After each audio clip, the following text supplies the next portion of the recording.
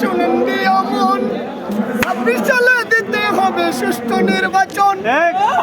এটা চাই বাংলাদেশের জনগণ ও দেশের জনগণ।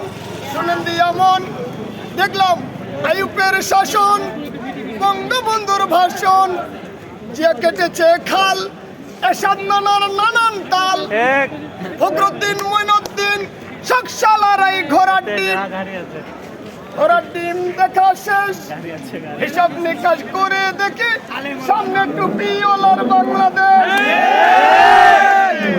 ও মোদি চাচা তুমি কি লাগাইছা টাল বাহানা, স্থল পথে দিলা তুমি ফ্যান্সি ডিলার ইয়াবা, আকাশ পথে দিলা তুমি জি বাংলা স্টার জলসা।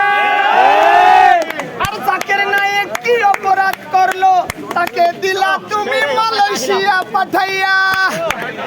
কে উন্নয়ন উন্নয়ন উন্নয়ন 26 সালে দিতে হবে সুষ্ঠু নির্বাচন।